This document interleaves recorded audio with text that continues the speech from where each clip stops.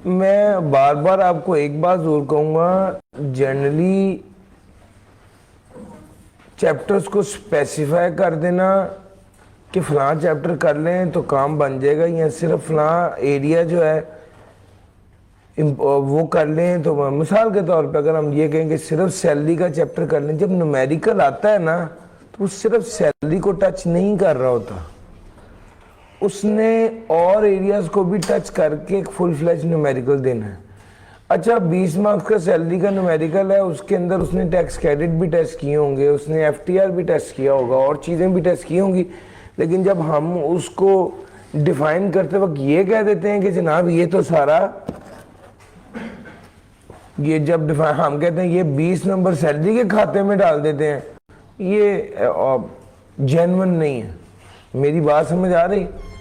हाँ, उस वक्त समझाने के लिए, बताने के लिए आपको ऐसा किया ताकि आप सैलरी को इम्पोर्टेंस दें।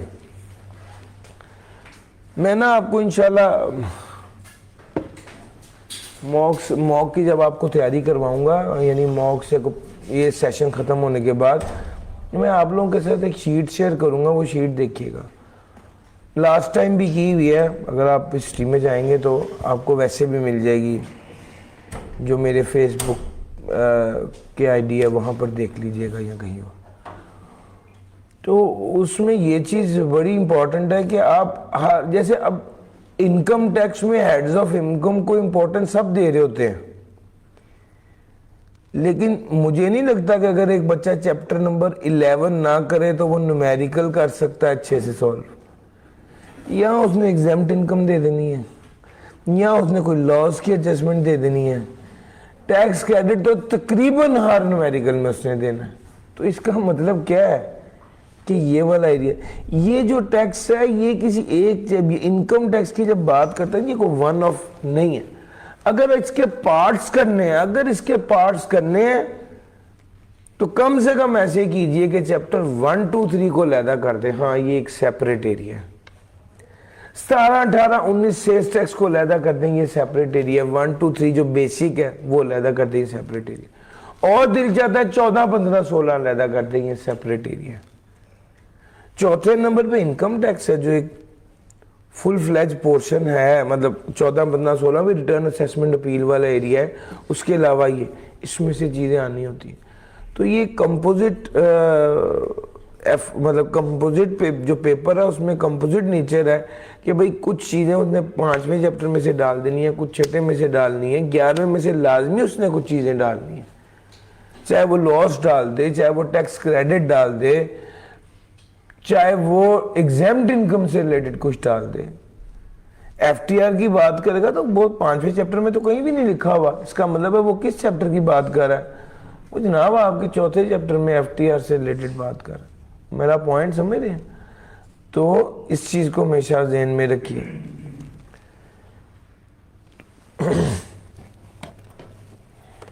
एक छोटी सी बात, उसके बाद मैं आपको ये पढ़ाना शुरू करता हूँ कि सर अगर आपने ब्रेक करना है तो आप चैप्टर जो बेसिक्स है, बेसिक्स ऑफ टैक्सेशन, इसको अलहदा एक आइटम बनाएं, इसमें से सवाल लाजमी आएगा पहले 3 चैप्टर्स में से, यानी कॉन्स्टिट्यूशन वाला, एथिक्स वाला और बेसिक टैक्स वाला। ठीक हो गया?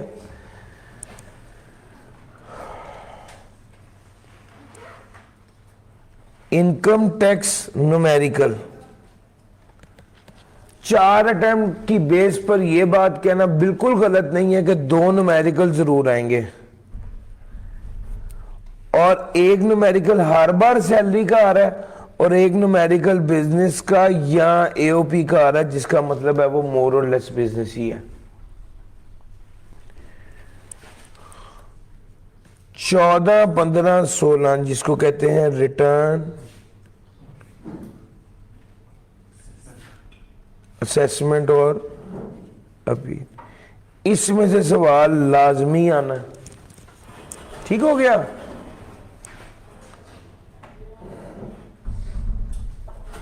सेल्स टैक्स की थ्योरी, इसमें से सवाल लाजमी आना है।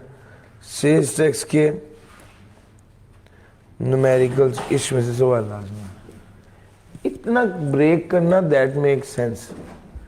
अगर मैं आपको ये कहूँ कि सिर्फ सैलरी में से सवाल आना है, तो सिर्फ सैलरी में से सवाल नहीं आता, सवाल ओवरऑल पूछता है जिसमें और चीज़ें भी शामिल होती हैं। तो तैयारी जब भी आपने करनी है, कंप्लीट तैयारी करें, रिस्क फ्री तैयारी करें। अगर कहीं पर प्रॉब्लम आती है, कहीं पर आपके पास टाइम लिमिटेशन आती है, आप टीचर से कंसल्ट कर लें कि सर ये 3 चैप्टर नहीं आते, अब किसमें किसके चैप्टर के आने के चांसेस कम है जिसको हम छोड़ दें या उसको लेस प्रिपेयर करें।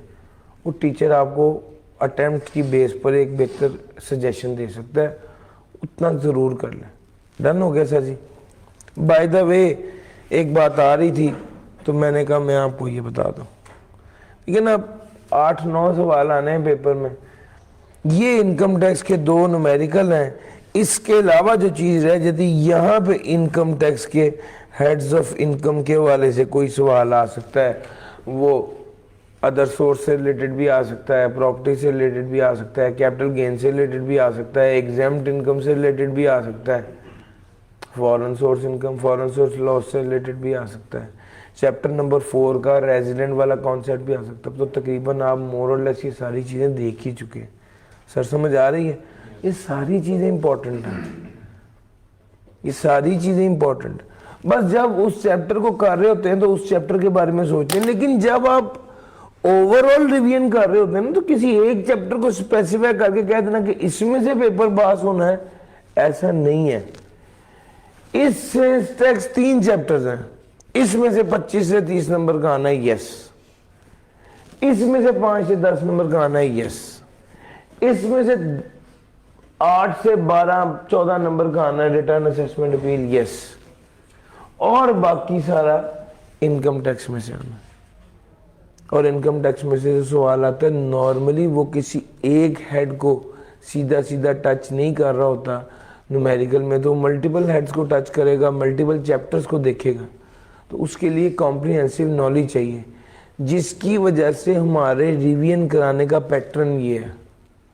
सर जी मेरा पॉइंट भी किया आपने? लो सर आगे चलते हैं। चैप्टर नंबर 11, सबसे पहले बात करेंगे लॉस की। बड़ा ही आसान एरिया है, मुश्किल नहीं है, सिर्फ इसको मेरे तरीके से पढ़ें। लॉस क्या है? इनकम कम, डिडक्शन ज्यादा, लॉस है। सैलरी में लॉस आ ही नहीं सकता भाई, जिस हेड में डिडक्शन अलाउ नहीं है उसमें लॉस तो ना आना है। ये खुद ही हो रहा है भाई, सैलरी में ना लॉस आना है, ना सेट ऑफ होना है, ना कैरेट फॉरवर्ड होना है। एफटीआर डिडक्शन अलाउ नहीं है, ना लॉस आना है, ना सेट ऑफ होना, ना कैरेट फॉरवर्ड होना। इमूवेबल प्रॉपर्टी लॉस आ सकता है। करोड़ रुपए की खरीदी थी, 90 लाख की जगह बेच दी, क्या आ गया? इसमें लॉस आ गया। ना ये लॉस सेट ऑफ होता है, ना ये लॉस कैरेट फॉरवर्ड होता है। सिक्योरिटी, अब जब मैं सिक्योरिटी कहता हूं आपके ज़हन में क्या आना चाहिए? यूफोन की सिम और डीवीडी आना चाहिए। ठीक हो गया? ये जो सिक्योरिटी है, इसको इस पर लॉस आ भी सकता है। सिक्योरिटी का लॉस सिक्योरिटी के गेन के साथ एडजस्ट होगा, और अगर ना एडजस्ट हो सका तो 3 साल के लिए कैरी फॉरवर्ड। ये कल के नक्शे में बड़ा क्लियर था। अदर कैपिटल एसेट्स, इसमें लॉस आ भी सकता है, लॉस सेट ऑफ भी हो सकता है कैपिटल गेन के साथ। अगर सेट ऑफ ना हो तो 6 साल के लिए कैरी। हाँ, और रिलेटेड आइटम के बारे में वो बहुत स्पेसिफिक है कि इसमें अगर लॉस आ जाए तो ना वो सेट ऑफ होगा, ना ही कैरेट फॉरवर्ड होगा। तो भाई सैलरी आ गया, एफटीआर आ गया, कैपिटल गेन आ गया। आगे आ जाए स्पेकुलेशन और नॉन स्पेक, बिजनेस की बात करने लगा। स्पेकुलेशन का लॉस स्पेकुलेशन के गेन के साथ एडजस्ट होगा, ना एडजस्ट हो सका तो 6 साल के लिए कैरी फॉरवर्ड। नॉन स्पेकुलेशन का लॉस किसी भी हेड ऑफ इनकम के साथ एडजस्ट हो जाएगा, सिवाय सैलरी और एफटीआर। काम की बात है। यानी बिजनेस का लॉस। जब वो कहता है बिजनेस तो अंडरस्टूड है वो नॉन स्पेकुलेशन की बात कर रहा है। जब वो कहता है कैपिटल गेन तो अंडरस्टूड है कि वो अदर कैपिटल एसेट्स की बात कर रहा है। सर समझ आ रही? तो भैया नॉन स्पेकुलेशन का लॉस किसी भी हेड ऑफ इनकम के गेन के साथ एडजस्ट हो जाएगा सिवाय सैलरी और एफटीआर के। क्योंकि सैलरी और एफटीआर तो ऐसी चीजें ना लॉस आना है ना एडजस्ट होना है। Sir income from property loss आ सकता है, किसी भी हेड ऑफ इनकम के साथ एडजस्ट होगा, एडजस्ट ना, लेकिन ये कैरेड फॉरवर्ड नहीं होता। नॉन स्पेकुलेशन में जो लॉस है ये 6 साल के लिए कैरेड फॉरवर्ड होता है, जबकि इनकम फ्रॉम प्रॉपर्टी और अदर सोर्स इसमें लॉस आ जाए, इनकम फ्रॉम प्रॉपर्टी और अदर सोर्स इसमें लॉस आ जाए। ये टच सेंसिटिव है एलईडी जो है, ये टच सेंसिटिव तो नहीं ना है? तो फिर भी ये इसका दिल चाहता है ना जब एक स्लाइड से थक जाए तो खुद ही आगे हो जाती है।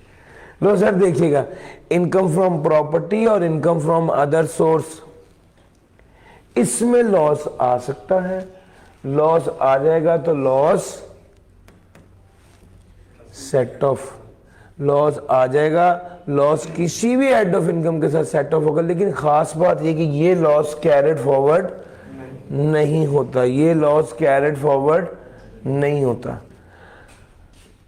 अब एक चीज तो आपको समझ आ गई यार, ना करो पाए तो मेहरबानी, एक चीज तो आपको समझ आ गई मेरा ख्याल है इसकी ना, हाँ टाइमर लगा हुआ है सिस्टम पे। बहरहाल देखना, सिवाय कैपिटल गेन और बिजनेस के कभी भी लॉस कैरेड फॉरवर्ड नहीं होता।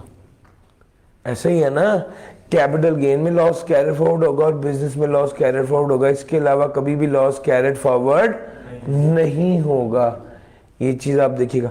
फॉरेन सोर्स में अगर लॉस आ जाए तो वो फॉरेन सोर्स इनकम के साथ एडजस्ट होगा, ना एडजस्ट हो सके तो ना एडजस्ट हो सके तो 6 साल के लिए कैरेड फॉरवर्ड है। दो बातें हैं अभी बता देता हूं। बिजनेस के अंदर जो नॉन स्पेकुलेशन लॉस है इसके अंदर भी फर्दर दो कैटेगरी होती हैं, एक loss due to depreciation, amortisation और इनिशियल लॉस। ये वाला लॉस अनलिमिटेड टाइम के लिए कैरेड फॉरवर्ड होता है, और loss due to other than depreciation, initial loss और अमोर्टाइजेशन ये 6 साल के लिए कैरेड फॉरवर्ड। तो बिजनेस लॉस जब लिखा होगा तो इसका मतलब है कि ये वाला लॉस है। वो वाला जो लॉस होगा वो होता बिजनेस में है, लेकिन उसको कौन सा लॉस कहा जाता है? Loss due to unabsorb depreciation, amortisation और इनिशियल लॉस। ये सारी बातें सिंपल सी बातें हैं। कैपिटल गेन के बारे में बता दिया, बिजनेस के बारे में बता दिया, यही भाई कैरेड फॉरवर्ड है। Property other source carried forward तो है ही नहीं, सैलरी तो वैसे ही फारग है, एफटीआर वो भी फारग है, पीछे यही चीजें रह जाती हैं। इसको ये आपके साथ स्क्रीनशॉट शेयर करा दूंगा, एक बार इसको तसल्ली से देखेंगे ना, इसके अंदर सब कुछ है जो आपको अंडरस्टैंडिंग के लिए चाहिए। लेटेस्ट अटेम्प्ट में ये सवाल आया। अच्छा, ये लॉस एक ऐसा एरिया है जिसमें से वो अक्सर थ्योरेटिकली पूछ लेता है। पिछली बार भी उसने उसमें से ये पूछ लिया कि कोई भी इनकम किसी भी लॉस के साथ एडजस्ट कर सकती है, इसकी एक्सेप्शन बताइए। ये 4 एक्सेप्शन लिखनी थी। बात नंबर 1 उसने कहा था loss in speculation business can not be set off against other income. बात number 2 capital loss can not be set off against any other income. बात number 3 loss from any other head of income falling under FTR. Baat number 4 loss in case where the income would have been an exempt income, that is loss of agriculture income cannot be set off against taxable income. तो भाई ये 4 चीजें, ये 4 चीजें। Speculation का loss speculation के gain के साथ एडजस्ट होगा और किसी के साथ नहीं होगा। कैपिटल लॉस कैपिटल गेन के साथ एडजस्ट होगा और किसी के साथ नहीं होगा। GF कोई भी लॉस FTR इनकम के साथ एडजस्ट नहीं होगा, FTR इनकम का लॉस भी एडजस्ट नहीं होगा। और ये वाली बात तो हमने आपको पहले भी पढ़ाई है, अगर गेन टैक्सेबल ना हो तो लॉस एडजस्टेबल नहीं होता। अगर गेन टैक्सेबल ना हो तो लॉस एडजस्टेबल नहीं होता। लो सर, कैरेट फॉरवर्ड सिर्फ कैपिटल गेन और बिजनेस में लॉस कैरेट फॉरवर्ड होता है, उसके अलावा किसी हेड में लॉस कैरेट फॉरवर्ड नहीं होता। सर जी, डेप्रिसिएशन, इनिशियल अलाउंस और अमोर्टाइजेशन, इन तीन चीजों की वजह से जो लॉस है ये अनलिमिटेड टाइम के लिए कैरी फॉरवर्ड होता है। इसके अलावा जो लॉस होता है वो 6 साल के लिए कैरी फॉरवर्ड होता है। होटल इंडस्ट्री में लॉस 8 साल के लिए कैरी फॉरवर्ड हो सकता है।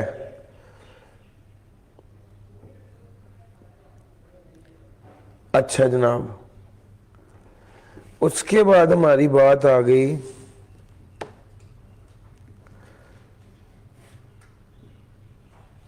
मैं, हाँ, स्पेकुलेशन बेस। एक छोटी सी बात है वो एंड पे बताऊंगा, अभी जान के स्किप की है।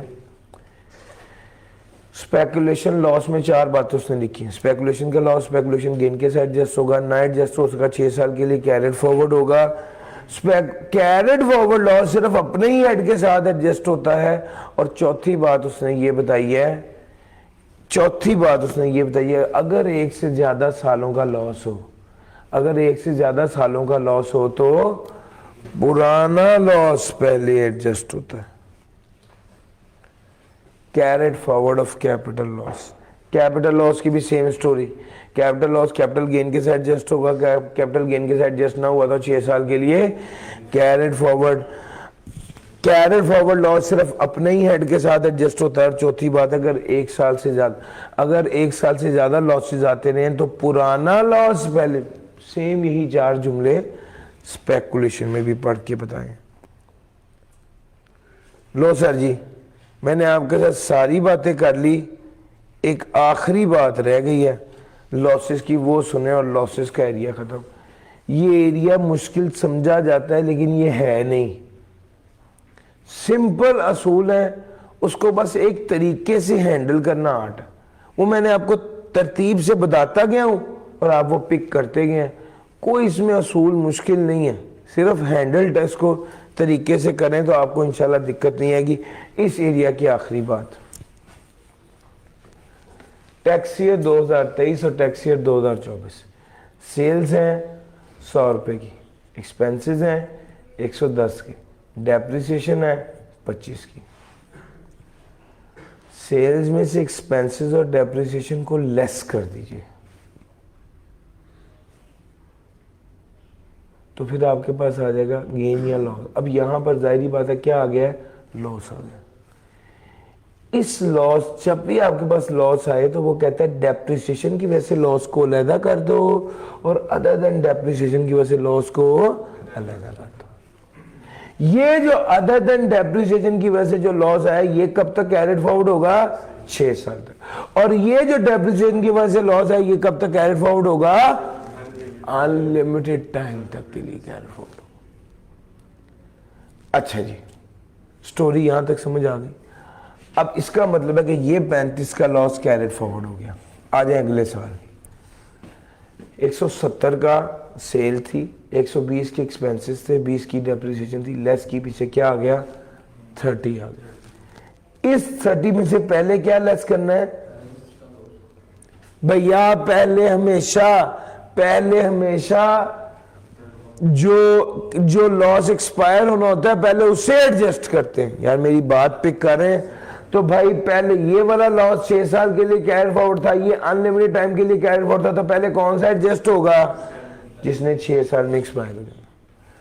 अब जब ये एडजस्ट हो गया, अब जो अमाउंट आई ना 20 की, इसके बारे में वो कहता है अगर आपकी सारे लॉसेस को एडजस्ट करने के बाद जो अमाउंट आई है अदर देन अनएब्जॉर्ब्ड डेप्रिसिएशन, जो आपकी टैक्सेबल इनकम आई है, इस टैक्सेबल इनकम को कंपेयर करना है, इस टैक्सेबल इनकम के 50% को आपने अनएब्जॉर्ब्ड डेप्रिसिएशन से कंपेयर करना है। वो ये बात कह रहा है कि टैक्सेबल इनकम के 50% को अनएब्जॉर्ब्ड डेप्रिसिएशन के साथ कंपेयर करना है और इसमें से जो लोअर होगा उसको एडजस्ट करना है और बकाया जो रह जाएगा वो टैक्सेबल इनकम होगी, उस पर टैक्स लगेगा और जो अनएब्जॉर्ब्ड डेप्रिसिएशन होगी वो कैरिड फॉरवर्ड हो जाएगी। सर जी क्या कहा है मैंने, फिर सुने। आपने सारे एक्सपेंसेस को लेस कर दिया, ब्रॉड फॉरवर्ड लॉस लेस कर दिया। ये जो ब्रॉड फॉरवर्ड लॉस लेस करने के बाद जो अमाउंट आई, यानी अनएब्जॉर्ब डेप्रिसिएशन से पहले वाला जो प्रॉफिट था उसकी बात करो, वो टैक्सेबल इनकम जो थी, इसको कंपेयर, इस अगर ये 10 मिलियन से ऊपर है तो इसको कंपेयर कर, इसके 50% को कंपेयर करना है अनएब्जॉर्ब डेप्रिसिएशन के साथ। उसमें से जो लोअर होगा वो एडजस्ट हो जाएगा, बकाया टैक्सेबल इनकम बन जाएगी। और अनएब्जॉर्ब डेप्रिसिएशन जो होगी वो कितनी है सर, 25 है। अनएब्जॉर्ब डेप्रिसिएशन जो है अब कितनी रह गई बकाया, 25 जो रह गई थी उसमें से ये वाली एडजस्ट कर दी तो बकाया 15 रह गया। क्या आप ये पॉइंट पिक कर पाए? मैं आपको चाह रहा हूं कि ये पॉइंट जरा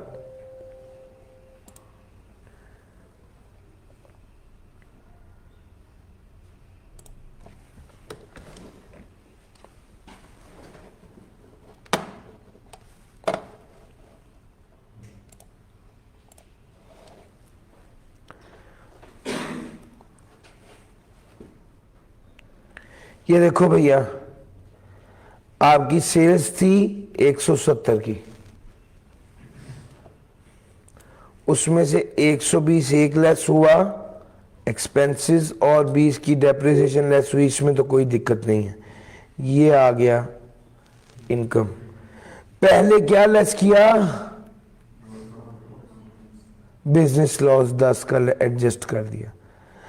अब जो अमाउंट आई है, अब जो अमाउंट आई है इसके साथ आपने एडजस्ट करना है अनएब्जॉर्ब्ड डेप्रिसिएशन, यही एडजस्ट करनी है ना, क्योंकि ये तो एडजस्ट हो गई है। वो कह रहा है भाई अगर ये 10 मिलियन से ऊपर है, अगर ये वाली अमाउंट जो इस वक्त 20 है ये 10 मिलियन से ऊपर है तो इसका 50% ले लो। कितना बना, 10, और अनएब्जॉर्ब्ड डेप्रिसिएशन ले लो, ये कितना है 25।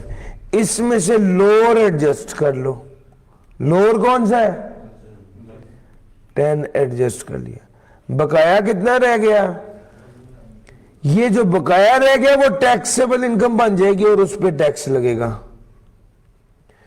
और अनएब्जॉर्ब्ड डेप्रिसिएशन कितनी रह गई यार, 25 की थी ना, 10 एडजस्ट हो गया ना, बकाया कितनी रह गई। क्लियर हो गई बात, ये बात मैं क्या, ये कैरेट फॉरवर्ड हो जाएगी, ये अगले साल इसी तरह ही एडजस्ट होगी जिस तरह इस साल एडजस्ट हुई है। कब तक एडजस्ट होगी, जब तक खत्म, अनटिल सेट ऑफ, इसकी कोई टाइम लिमिट नहीं। अब सुनो बात, ये स्टोरी जितनी भी मैंने सुनाई है ये सिर्फ उस केस में है कि अगर आपकी टैक्सेबल इनकम 10 मिलियन या उससे ज्यादा हो। तो अगर आपकी टैक्सेबल इनकम 10 मिलियन या उससे कम हो तो फिर पता क्या करेंगे, फिर ये वाला रूल अप्लाई नहीं होगा। लेट्स से आपका 8 मिलियन थी टैक्सेबल इनकम, तो पूरा 8 का 8 अनएब्जॉर्ब्ड डेप्रिसिएशन के साथ क्या हो जाएगा, एडजस्ट हो जाएगा। आपकी टैक्सेबल इनकम कितनी आएगी, 0, और आपकी अनएब्जॉर्ब्ड डेप्रिसिएशन बकाया जो बचेगी वो कितनी होगी, 25 माइनस 8 और 25 सी ना टोटल 8, 100% एडजस्ट हो गया। तो भैया अगर 10 मिलियन तक होगा तो 10 मिलियन से ज्यादा होगा तो 50% तक एडजस्ट होगा, अगर 10 मिलियन या उससे कम होगा तो 100% तक एडजस्ट हो जाएगा। ये कितना रह गया, 17। ये वाली अनएब्जॉर्ब्ड डेप्रिसिएशन कैरेट फॉरवर्ड हो गई। यार क्या मैं ये पॉइंट क्लियर कर पाया, यस और नो? बिल्कुल सेम यही सवाल है, फेथ इंजीनियरिंग का सवाल था या फेथ केमिकल, फेथ इंजीनियरिंग था या फेथ केमिकल था, पिछली से पिछली अटेम्प्ट में मैंने आई कैप में करवाया, पिछली अटेम्प्ट के रिवीजन सेशन में मैंने वो आई कैप में करवाया था। आप लोगों को जो मैंने एक्स्ट्रा क्लास देकर वो कराया और स्मार्ट कोर्स में भी डाल दिया हुआ है, और इंशाल्लाह जब कल मैं बिजनेस के न्यूमेरिकल करा रहा हूँ तो शायद इसको डिस्कस भी करूँ। लेकिन ये वाली बात बहुत कॉम्प्रिहेंसिवली अंडरस्टैंड करने वाली है। आ जाओ जरा एक बार ये वाली अंग्रेजी जो बच्चों को नहीं समझ आती, मैं चाहता हूं वो उनको क्लियर कर दूं। The loss due to depreciation, amortization and initial allowance deduction that has not been set off shall be set off against 50% of income from business. Income from business के 50% के साथ एडजस्ट होगा until completely set off। हाँ, ये वाली बात समझ आ गई, 50% के साथ एडजस्ट होगा। However, depreciation, amortization और initial allowance shall be 100% set off हो जाएगा अगर टैक्सेबल इनकम 10 मिलियन से कम है। अगर टैक्सेबल इनकम 8 मिलियन थी तो आपने देखा था मैंने 100% एडजस्ट कर दिया था, और टैक्सेबल इनकम अगर 10 मिलियन या उससे ज्यादा होती तो फिर मैं कितना एडजस्ट करता, 50% एडजस्ट करता। क्या ये पॉइंट क्लियर हो गया? बस इसमें ये एक मेरे मुताबिक इस लॉस जो ट्रिकी पॉइंट है ना लॉसेज में, सिर्फ ये एक पॉइंट, एक तरतीब आपको बता के आगे चलने लगा हूं। इस तरतीब से आपकी न्यूमेरिकल करते हुए, प्रैक्टिस क्वेश्चन करते हुए बड़ी रहनुमाई होगी। बच्चों एक बात को समझिए, मैं इस बात को समझाने के लिए ना आपको एक मिसाल देता हूँ।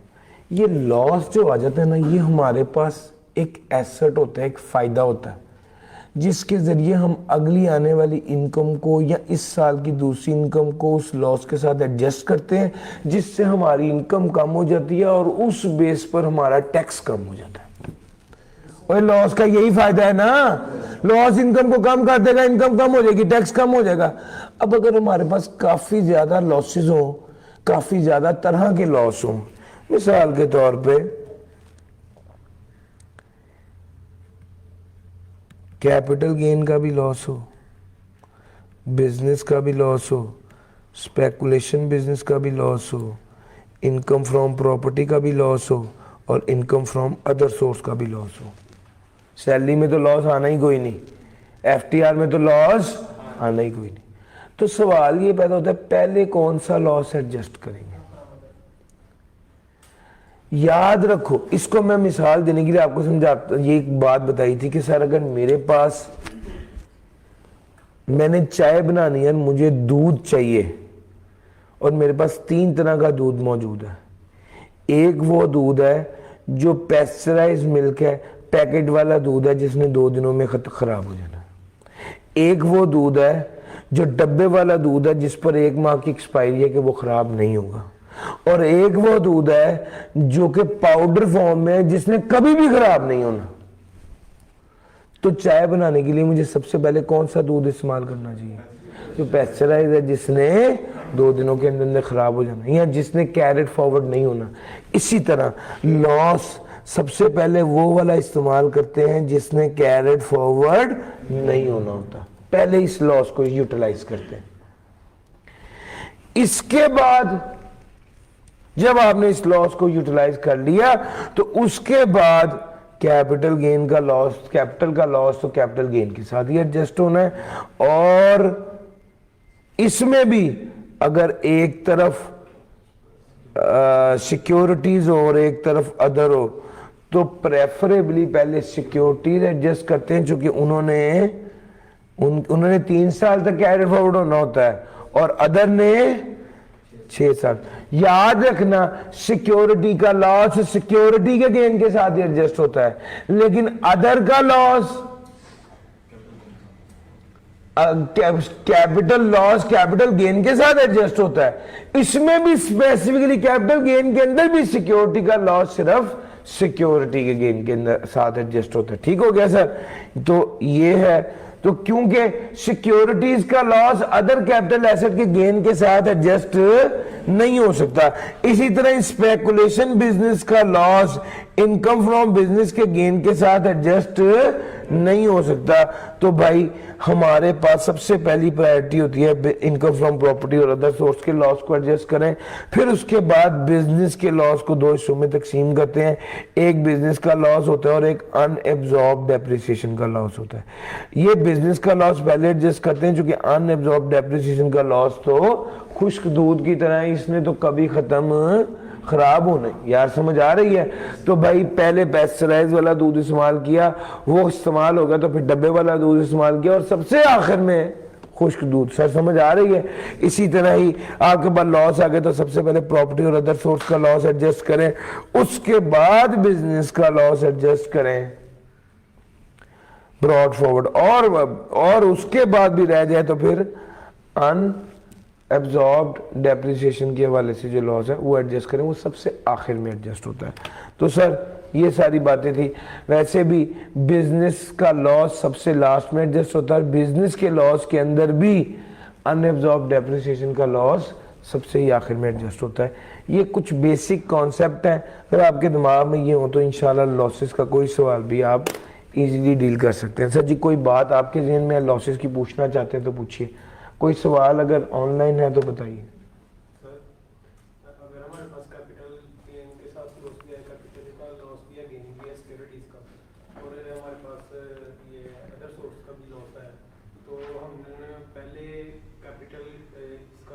कैपिटल अदर सोर्स के लॉस को पहले एडजस्ट करेंगे, क्योंकि उसने क्या हो जाना है, एक्सपायर हो जाना है। कैपिटल गेन है, कैपिटल लॉस है और अदर सोर्स का लॉस है, तो पहले अदर सोर्स के लॉस को कैपिटल गेन के साथ एडजस्ट करोगे, क्योंकि कैपिटल लॉस ने तो फिर भी कैरिड फॉरवर्ड हो जाना है, लेकिन other income from other source के लॉस ने क्या हो जाना है, एक्सपायर हो जाना। सर समझ आ रही है? इसीलिए तो ये तरतीब बताइए कि पहले सबसे पहले इन लॉसेस को एडजस्ट करना, ये लॉसेस जाया हो जाएंगे, ठीक है, फिर उसके बाद बाकी को। लो sir, brought forward depreciation tax वाली डेप्रिसिएशन होगी या ब्रॉड फॉरवर्ड डेप्रिसिएशन अगर कुछ नहीं बताई भी तो अंडरस्टूड है कि टैक्स वाली डेप्रिसिएशन है, और ये हतमन टैक्स वाली डेप्रिसिएशन ही हो रही है। हम टैक्स पढ़े हैं, टैक्स डेप्रिसिएशन की बात करूंगा तो ये टैक्स के मुताबिक डेप्रिसिएशन की बात होगी, ना कि अकाउंटिंग के मुताबिक। जी ले सर जी,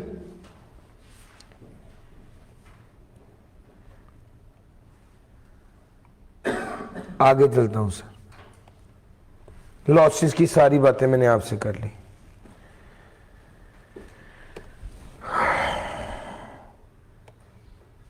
डिडक्टेबल अलाउंस तो पहले ही करा चुका हूं। Tax credit, sir tax credit की एक दो बार सवाल आया है कि टैक्स क्रेडिट की ऑर्डर बताएं। सबसे पहले, अच्छा एक है इसका रट्टे वाला जवाब, अगर थ्योरेटिकल सवाल है तो सबसे पहले फॉरेन टैक्स क्रेडिट लिखना, दूसरे नंबर पे डोनेशन लिखना, और तीसरे नंबर पे एडवांस टैक्स लिखना। लेकिन जब पेपर में सवाल आना है न्यूमेरिकली तो आपने सबसे पहले पता कौन सा निकालना, फुल टाइम टीचर, और फिर उसके बाद फॉरेन टैक्स क्रेडिट, और उसके बाद डोनेशन, और उसके बाद एडवांस टैक्स या टैक्स डिडक्टेड। ये तरतीब है। थ्योरेटिकली इतना लिख ले, और न्यूमेरिकल में है तो उससे भी पहले फॉरेन टैक्स क्रेडिट होता है। अच्छा जी, डोनेशन पे टैक्स क्रेडिट मिलता है? जी बिल्कुल मिलता है। कब मिलता है? अगर जिसको डोनेट किया गया है वो बोर्ड ऑफ एजुकेशन हो, या नॉट फॉर प्रॉफिट ऑर्गेनाइजेशन हो, या एजुकेशनल इंस्टीट्यूशन हो, या 13 स्केड्यूल की आइटम हो, इन इदारों को डोनेट करने पर टैक्स क्रेडिट मिलेगा। किस तरह डोनेट करना है? क्रॉस चेक के जरिए डोनेट करना है। कितना टैक्स क्रेडिट मिलेगा? A over B into C. Now what is A? Tax liability. What is B? Taxable income. What is C? Sir C असल में ये है वो अमाउंट जिस पर टैक्स क्रेडिट मिलना है, और ये किसके बराबर होता है? Lower of actual donation, 30% of taxable income individual और एओबी के केस में, और 20% कंपनी के केस में। सर जी अगर हम डोनेट करें अपने एसोसिएट को, तो फिर ये वाली जो डोनेशन है इसका 30 की जगह कितना रह जाएगा? 15, और 20 की जगह कितना रह जाएगा? यानी आधा हो जाएगा। क्यों? क्योंकि हम एसोसिएट को कर रहे हैं, लिमिट आधी हो जाएगी। सर अगर हम पैसे नहीं दे रहे बल्कि कोई चीज दे रहे हैं, गाड़ी दे रहे हैं, घर दे रहे हैं, जगह दे रहे हैं, कुछ भी, तो भी उसकी फेयर मार्केट वैल्यू जिस वक्त डोनेट किया गया उस वक्त की उसकी फेयर मार्केट वैल्यू ली जाएगी। जी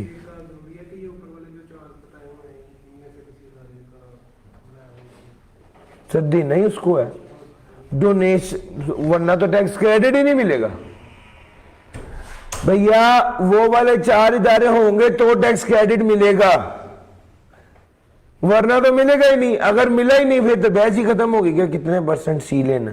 सर समझ आ रही है? अच्छा जी, अब आगे चलते हैं। Sir ji A over B into C होता है, हमेशा याद रखना। A tax liability, B taxable income और C वो अमाउंट जिस पर टैक्स क्रेडिट मिलना है। Sir ji tax credit for contribution to approved pension fund, approved pension fund.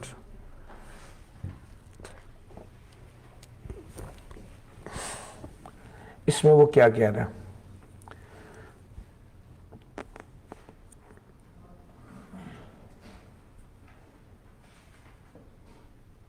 Sir वो कहते हैं an eligible person deriving income chargeable to tax under the head salary. Sir ji सबसे पहली बात है, अगर आपने अप्रूव पेंशन फंड में कंट्रीब्यूट किया है तो आपको टैक्स क्रेडिट मिलेगा। किसको मिलेगा? अगर वो एलिजिबल पर्सन हो, यानी उसका शनाख्ती कार्ड हो या वो उसका शनाख्ती कार्ड हो या नाइकॉप, ये ओवरसीज पाकिस्तानी के लिए होता है। अगर बिजनेस है तो उसका एनटीएन हो। दूसरा, उसकी income under the head salary या प्रॉफिट बिजनेस हो तो उसको टैक्स क्रेडिट मिलेगा। अगर वो कंट्रीब्यूट करेगा अप्रूव पेंशन फंड में, कितना मिलेगा? A over B into C. Now what is A? Tax liability. What is B? Taxable income. What is C?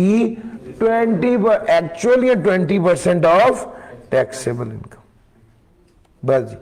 अगली बात उसने ये कही है कि सर जी अगर ट्रांसफर एक पेंशन अकाउंट से दूसरे पेंशन अकाउंट में फंड ट्रांसफर किए गए हैं, अगर सिर्फ ट्रांसफर किए गए हैं तो इस पर कोई भी क्रेडिट नहीं मिलेगा। ये जब एक्चुअल में नए पैसे इन्वेस्ट किए जाएंगे, कंट्रीब्यूट किए जाएंगे, उस पर मिलेगा। एक बंदे का कराची से उसने सारे अकाउंट में अप्रूव पेंशन फंड था, वहां से लाहौर में मंगवा लिए। ये जो पहले कराची से लाहौर में मंगवाए हैं इस पर कोई टैक्स क्रेडिट नहीं मिलेगा। टैक्स क्रेडिट उस पर मिलेगा जो आप नए जमा कराएंगे। यार मेरी बात समझ आ रही है? तो ट्रांसफर पर नहीं मिलना बल्कि नए जो पैसे जमा कराएंगे उस पर मिलेगा। सर जी आपको कल मैंने बताया था पॉइंट ऑफ सेल मशीन के बारे में, एफबीआर वाले बड़ा जोर लगा रहे हैं, कह रहे हैं कि जी आप पॉइंट ऑफ सेल मशीन लगाएं अपने पास और उसको एफबीआर के सिस्टम के साथ क्या कर लें, इंटीग्रेट करें, ताकि रियल टाइम में जो एंट्री दुकानदार अपने सिस्टम में कर रहा हो वही एंट्री उसी वक्त ही एफबीआर के पास भी जाए। ये सारा रोल है, एफबीआर वाले ये चाह रहे हैं। अब वो कहते हैं जो ऐसा करेगा उसको 1.5 लाख रुपए या एक्चुअल जो पॉइंट ऑफ सेल मशीन जितनी की आई है विच एवर इज लोअर, उसके बराबर उसे टैक्स क्रेडिट मिलेगा।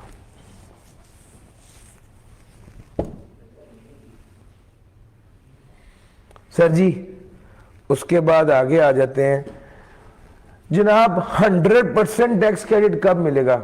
1-2 टाइम पहले सवाल है, 100% टैक्स क्रेडिट मिल सकता है? हाँ जी। 2 इदारे हैं, 4 शर्तें हैं। 2 इदारे कौन से? पहला इदारा जो कोल माइनिंग प्रोजेक्ट चला रहा है पावर जनरेशन के लिए, इसको 100% टैक्स क्रेडिट मिलेगा। 100% टैक्स क्रेडिट का मतलब है कोई टैक्स नहीं देना पड़ेगा। दूसरा, a startup which is certified by the Pakistan Software Export Board for the following 2 years। तो भाई पर्सन जो कोल माइनिंग कर रहा है और बिजली के प्रोजेक्ट्स के लिए दे रहा है, या स्टार्टअप जो किससे सर्टिफाइड है, पाकिस्तान सॉफ्टवेयर एक्सपोर्ट बोर्ड से सर्टिफाइड है, इन बंदों को क्या मिलेगा? टैक्स क्रेडिट मिलेगा। कितना? 100% टैक्स क्रेडिट मिलेगा। कब? जब ये 4 शर्तें पूरी हो जाए। शर्तें कौन सी 4 है? एनुअल रिटर्न फाइल करते हो, tax required to be deducted और कलेक्टेड हैज बीन डिडक्टेड, जो टैक्स डिडक्ट या कलेक्ट करना चाहिए था वो किया है, withholding tax statement relevant tax year की जमा करवाई है, और सेल्स टैक्स रिटर्न जमा करा रहे हैं, सेल्स टैक्स जमा करा रहे हैं, इनकम टैक्स जमा करा रहे हैं, विद होल्डिंग स्टेटमेंट जमा करा रहे हैं, और जो टैक्स डिडक्ट या कलेक्ट करना था वो कर रहे हैं। ये चारों शर्तें पूरी हो गई तो उन दो इदारों को क्या मिल जाएगा, 100% टैक्स क्रेडिट मिल जाएगा। सर जी अगली बात, और बड़ा इंपॉर्टेंट है इस अटेम्प्ट के हवाले से, मुझे लगता है कि ये बड़ा अहम है। सर एलिजिबल पर्सन अगर एलिजिबल इन्वेस्टमेंट करेगा तो उसे टैक्स क्रेडिट मिलेगा। एलिजिबल इन्वेस्टमेंट से क्या मुराद है, एलिजिबल इन्वेस्टमेंट से मुराद है नई मशीनरी, बिल्डिंग इक्विपमेंट, हार्डवेयर या सॉफ्टवेयर खरीदना, सेकंड हैंड नहीं और सेल्फ जनरेटेड नहीं, नए, सेकंड हैंड नहीं, सेल्फ जनरेटेड, खुद बनाया हुआ नहीं, नया और खरीदा हुआ। यहां पर इस जगह पर पैसा लगाओगे तो टैक्स क्रेडिट मिलेगा। कौन लगाएगा पैसा, sir green field industrial undertaking लगाएगी। ये क्या होता है, ग्रीन फील्ड इंडस्ट्रियल अंडरटेकिंग लगाएगी जो मैन्युफैक्चरिंग कर रही है या शिप बिल्डिंग कर रही है, या ऐसी इंडस्ट्रियल अंडरटेकिंग लगाएगी जो कि ऐसी जो मैन्युफैक्चरिंग कर रहे हैं for the generation of renewable energy from sources like solar and wind.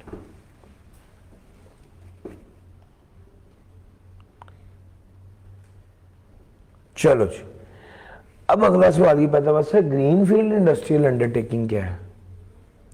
Green field industrial undertaking क्या है, सर जिसकी ये 5 शर्तें पूरी हो जाए।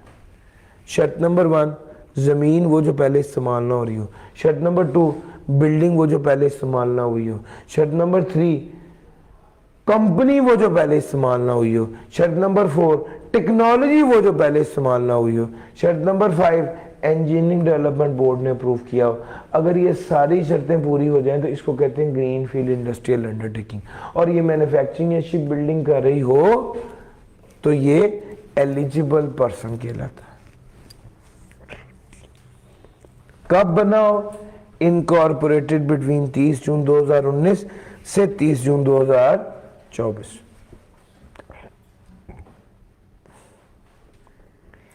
Incorporated between 30 June 2019 and 30 June 2024। Tax credit for 3 years.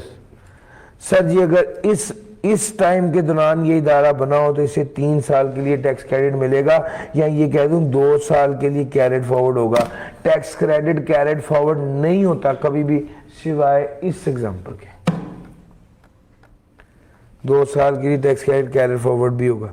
Sir ये वाली इंडस्ट्रियल अंडरटेकिंग 1 जुलाई 2023 से पहले बनी हो तो इसको ये एलिजिबल पर्सन होगा। टैक्स क्रेडिट पता कितने अर्से के लिए मिलता है, 5 साल के लिए, यानी कैरेट फॉरवर्ड कब तक के लिए होता है, 4 साल के लिए। 4 साल के लिए कैरेट फॉरवर्ड होता। एलिजिबल पर्सन एलिजिबल इन्वेस्टमेंट करेगा तो क्या मिलेगा, टैक्स क्रेडिट मिलेगा। कितना, 25% ऑफ एलिजिबल इन्वेस्टमेंट के बराबर। 25% ऑफ एलिजिबल इन्वेस्टमेंट के बराबर।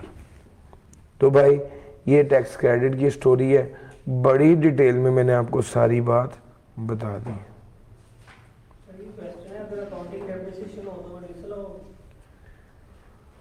अकाउंटिंग डेप्रिसिएशन लॉस के सवाल में, सर जब आप लॉस कैलकुलेट करेंगे तो वो टैक्स के मुताबिक करेंगे या अकाउंटिंग के मुताबिक करेंगे, टैक्स के मुताबिक करेंगे। सर समझ आ रही है, तो डेप्रिसिएशन अकाउंटिंग की क्यों होगी, जब आपका लॉस टैक्स के मुताबिक है तो उसके अंदर जो डेप्रिसिएशन है वो भी टैक्स के मुताबिक होगी। सर मैं आपको टैक्स क्रेडिट्स पढ़ा चुका, अब अगली बात, exemptions and tax concessions. Exemption किसको कहते हैं, टैक्स माफी। टैक्स कंसेशन यानी टैक्स की रियायत। आपको पता है कि एग्रीकल्चरल इनकम क्या होती है, एग्जेम्प्ट होती है, बार बार पढ़ा है, लेकिन एग्रीकल्चर इनकम होती क्या है, सर जमीन की इनकम। जमीन की इनकम, और वो इनकम, वो जमीन जो पाकिस्तान में हो। सर जमीन को ठेके पर देकर जो पैसे कमा रहे हैं वो भी एग्रीकल्चर इनकम है, जमीन पर खुद काश्त करके जो पैसे कमा रहे हैं वो भी एग्रीकल्चर इनकम है। जमीन की इनकम और वो जमीन जो पाकिस्तान में मौजूद हो। तो agriculture income derive by a person during a tax year shall be exempt from tax. Agriculture income क्या होगी? एग्जेम्प्ट होगी। वो कहते हैं एग्रीकल्चर इनकम से मुराद क्या, कैसे कैसे एग्रीकल्चर इनकम कमाई जा सकती है? सर आप काश्तकारी करके जो पैसे कमाए वो भी एग्रीकल्चर इनकम है। आप अपनी जमीन ठेके पर देकर जो पैसे लें वो भी एग्रीकल्चर इनकम है। बाज़ औक़ात आप जमीन ठेके पर देकर पैसे नहीं लेते, फसल का आधा हिस्सा ले लेते हैं। इसको कहते हैं receiver of rent in kind. Rent in kind, rent पैसे नहीं ले रहे बल्कि क्या ले रहे हैं? फसल का हिस्सा ले रहे हैं। अब आप वो बेचते हैं तो उससे जो पैसे कमाएंगे वो भी क्या होगा? एग्जेम्प्ट होगा।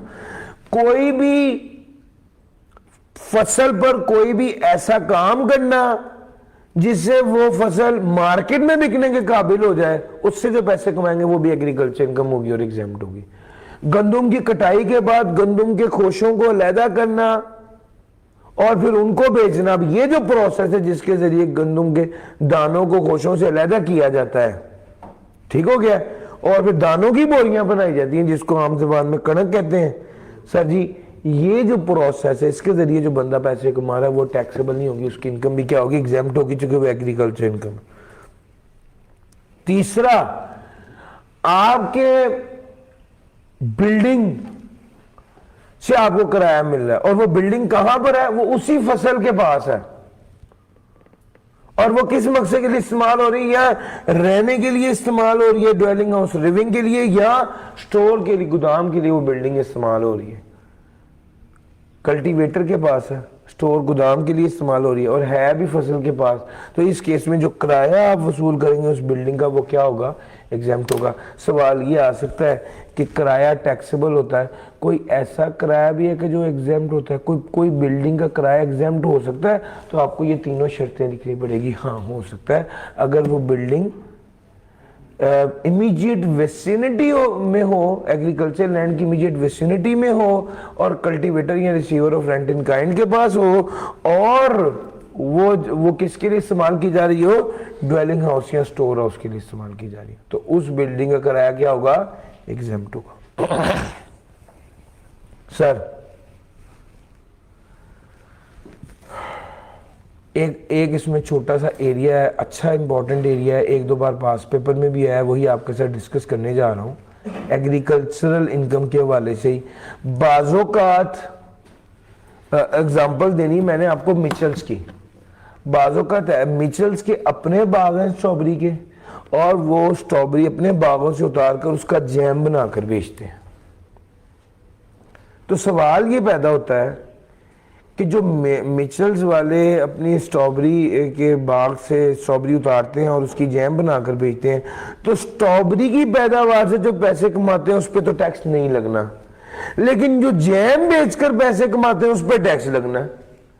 अब चूंकि ये स्ट्रॉबेरी मार्केट से नहीं खरीदते तो पता कैसे चलेगा कि कितना पैसा स्ट्रॉबेरी उगाने से कमाया और कितना पैसा जैम से कमाया? यार मेरा पॉइंट समझ आ रहा है? यहां पे आगे गेम फंस जाती है। तो इसका हल टैक्स वालों ने ये निकाला कि स्ट्रॉबेरी भले आपके अपने बाग की है, आपने स्ट्रॉबेरी की कॉस्ट फेयर मार्केट वैल्यू लेनी है। स्ट्रॉबेरी की कॉस्ट क्या लेनी है? फेयर मार्केट वैल्यू लेनी है। फिर जो गेन निकलेगा वो सारे का सारा जो है वो फिर जो गेन निकलेगा वो सारे का सारा टैक्सेबल होगा, क्योंकि आपने स्ट्रॉबेरी की कॉस्ट फेयर मार्केट वैल्यू के बराबर ले ली। तो भाई इनकम फ्रॉम स्ट्रॉबेरी आ गया, fair market value strawberry used as raw material less कर देंगे, और सर जी अब स्ट्रॉबेरी के अलावा और जैम को बनाने में कोई प्रोडक्शन करते हुए खर्चा है, कोई जैम को बेचते हुए खर्चा है, वो सारा लेस हो जाएगा। तो फिर आप बता पाएंगे कि असल में जैम से कितने पैसे कमाए और कितने टैक्सेबल होंगे। तो सर जी पॉइंट समझ आ गया है? ये है इसकी discussion. Sir ji diplomatic and United Nation, sir ji UN का एक कानून है, उसके तहत जो बंदा यूनाइटेड नेशन में जॉब करता है उसकी सैलरी पे टैक्स नहीं लगता। और क्योंकि उसकी सैलरी पे टैक्स नहीं लगता, जब वो रिटायर हो जाता है तो फिर उसकी पेंशन पे भी टैक्स नहीं लगता। Foreign government officials, foreign government officials, salary received by an employee of foreign government working in Pakistan shall be exempt। Salary जो रिसीव की जाती है फॉरेन गवर्नमेंट के एम्प्लॉय की तरफ से, salary receive by an employ of foreign government working in Pakistan, ये exempt होगी। अब ये अगला पॉइंट है, जरा सुनना। इसको समझाने के लिए मैं आपको एग्जांपल देता हूँ। पाकिस्तान में मौजूद एक ईरानी एम्बेसी है और उसमें एक ईरानी मुलाजम, सरकारी मुलाजम काम कर रहा है ईरान की गवर्नमेंट का, क्या उसकी सैलरी पे टैक्स लगेगा? तो इसका जवाब है कि ईरान में मौजूद जो पाकिस्तानी एम्बेसी है उसमें जो पाकिस्तानी गवर्नमेंट का मुलाजिम काम कर रहा है, फेडरल गवर्नमेंट का, क्या ईरानी लोग उसकी सैलरी पे टैक्स लगाते हैं? अगर ईरान वाले लोग ईरान में मौजूद पाकिस्तानी एम्बेसी में जो पाकिस्तान का सरकारी मुलाजिम है उसकी सैलरी पे टैक्स नहीं लगाते, अगर ईरान वाले पाकिस्तानी बंदे की सैलरी पे टैक्स नहीं लगाते तो पाकिस्तानी बंदे भी ईरान के बंदे की सैलरी पे टैक्स नहीं लगाएंगे। ये जनाब इसकी सारे कंट्रीज में मैंने एग्जांपल पिच करने के लिए ईरान की बात की है। सर वहां पर तो फॉरेन गवर्नमेंट लिखा हुआ है, फॉरेन कंट्री लिखा हुआ ना। अब फॉरेन से मुराद तो अफगानिस्तान भी हो सकता है, इराक भी हो सकता है, इंडिया भी हो सकता है, यूके, यूएस, कुछ भी हो सकता है। मैंने समझाने के लिए आपको ईरान की बात कही।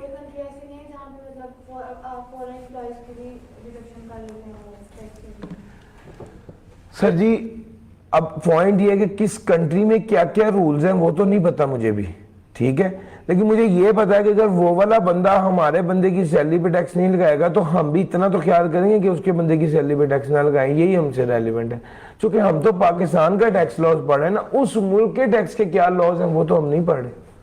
सर समझ आ रही? Exemption under international agreement. अच्छा अब ये वाली बात क्लियर होगी तो अगली बात सुन लें।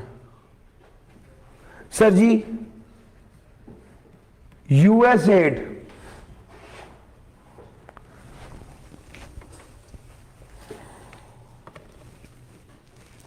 यूएसएड से हमें एड मिली किस मकसद के लिए?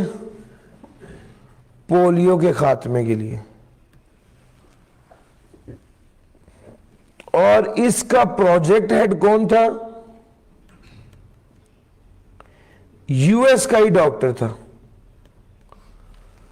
और उसको सैलरी कहां से मिल रही है? इसी ग्रांट के पैसे से ही मिल रही है, इसी डोनेशन के पैसे से ही यूएस के डॉक्टर को सैलरी की दी जा रही है। तो क्या इस सैलरी पे टैक्स लगेगा? तो इसका जवाब है नो। यार पैसा भी उनका, वो तो पाकिस्तान की मदद कर रहे हैं, पैसा भी उनका, डॉक्टर भी उनका, अपने पैसे से ही वो अपने ही बंदे को सैलरी दे रहे हैं, तो पाकिस्तान के लोग किस हिसाब से टैक्स लेंगे? सर समझ आ रही है? हाँ अब इसमें वो कह ये रहा है, पहली तो बात है कि टैक्स ट्रीटी है, टैक्स का मुआहिदा हुआ तो फिर तो सैलरी पे टैक्स नहीं लेगा। दूसरे नंबर पे जो बात है वो ये कि भैया अगर जो बंदा पाकिस्तान में मौजूद है वो पाकिस्तान का रेजिडेंट नहीं है, या अगर रेजिडेंट है तो सिर्फ इसलिए वजह से रेजिडेंट क्योंकि वो यहाँ पे नौकरी कर रहा है और वो उसी मुल्क का बंदा है जहां से एड आई है, एड भी यूएस से आई है और बंदा भी यूएस का ही है, और वो वहां से सैलरी, और उसे पैसे भी उसी ग्रांट के पैसों में से सैलरी दी जा रही है। तो जितनी उसे ग्रांट के पैसों से जितनी सैलरी और जितना पैसा मिल रहा है उस पर तो उसको कोई टैक्स नहीं लगेगा। ग्रांट के अलावा कोई पैसा कमाता है तो उस पर टैक्स लगेगा। सर ये सारी बात मैंने सैलरी के हवाले से कही, बस अब लफ्ज सैलरी छोड़ दें। यूएस एड है और कोई प्रोजेक्ट मिला हुआ है, यूएस एड है और इसमें कोई बंदा कंसल्टेंसी दे रहा है, कोई एक्सपर्टीज दे रहा है, कोई कॉन्ट्रैक्टर है और वो भी यूएस का है, और यूएस एड के पैसों में से उस कॉन्ट्रैक्टर को पैसे दिए जा रहे हैं, तो जो पैसे वो कमाएगा उसकी इनकम पे भी कोई टैक्स नहीं लगेगा। पहले मुलाजिम की बात थी, अब मुलाजिम की बात नहीं कर रहे, अब हम किसकी बात करें? कॉन्ट्रैक्टर, कंसल्टेंट या एक्सपर्ट की बात करें। बाकी बातें वही हैं, ग्रांट से पैसा आ रहा है और जो प्रोजेक्ट है उस पर जो पैसा सारा लग रहा है वो भी ग्रांट के पैसों का लग रहा है, और जो बंदे को पैसे मिल रहे हैं वो भी रेजिडेंट नहीं है, और अगर रेजिडेंट है तो सिर्फ इस वजह से रेजिडेंट है चूंकि वो यहां पर अपनी सर्विस परफॉर्म कर रहा है, और जो उस बंदे को पैसा दिया जा रहा है वो भी किस में से दिया जा रहा है? ग्रांट के पैसों में से दिया जा रहा है, उसकी सैलरी पे टैक्स नहीं लगेगा। अच्छा जी, उसके बाद आ गया, हाँ फेडरल गवर्नमेंट बाज़ औक़ात केस टू केस देखती है। केस टू केस का मतलब है हर केस को इंडिविजुअल देख के बताएगी कि इसकी इनकम पे टैक्स लगना ही है, इसकी इनकम पे टैक्स एग्जेम्प्ट होगा। Sir ji, profit on debt पे बात हमने प्रेसिडेंट ऑनर की बात आपको पहले बता दूं। प्रॉफिट ऑन प्रेसिडेंट ऑनर की बात तो सिंपल है कि सदर पाकिस्तान जो हमें पैसे देगा उस पर कोई टैक्स नहीं कटेगा। कोई तोहफा, कोई गिफ्ट कुछ मिलता है जब भी, तो वो FTR होता है, टैक्स काट के मिलता है, लेकिन सदर 5 लाख का कहता है तो वो पूरा 5 लाख देता है और उस पर कोई टैक्स नहीं लगता। Profit on debt, profit on debt क्या है सर? प्रॉफिट ऑन डेट की पूरी वीडियो आपके साथ मैंने शेयर की है, वो जरूर देखिएगा, प्लेलिस्ट में है, उसमें मैंने प्रॉफिट ऑन डेट के सारे पहलुओं को डिस्कस किया है। यहां पर तो मैं सिर्फ उस पहलू को डिस्कस कर रहा हूं जिसमें प्रॉफिट ऑन डेट क्या है, एग्जेम्प्ट है। सर अगर मैं लोन लेता हूं, अगर एक बंदा लोन लेता है किसी नॉन रेजिडेंट से और वो लोन पाकिस्तान में लाता है और पाकिस्तान में बिजनेस में इस्तेमाल करता है रेजिडेंट पर्सन, और उसके वजह से जो सिक्योरिटी है वो भी मुल्क से बाहर देता है, और जो सिक्योरिटी है वो FBR से अप्रूव्ड भी है, तो इस केस में और उस लोन के वजह से जो प्रॉफिट ऑन डेट है वो भी बाहर दे रहा है, तो इस केस में ये वाला प्रॉफिट ऑन डेट जो नॉन रेजिडेंट को मिल रहा होता है ये टैक्सेबल नहीं होता बल्कि एग्जेम्प्ट होता है। शर्तें क्या है? दोनों बंदे एसोसिएट ना हो, सिक्योरिटी जो इशू की गई है वो भी पाकिस्तान से बाहर की गई हो, प्रॉफिट जो पे किया गया वो भी पाकिस्तान से बाहर पे किया गया हो, और सिक्योरिटी जो है वो अप्रूव्ड बाय द बोर्ड हो।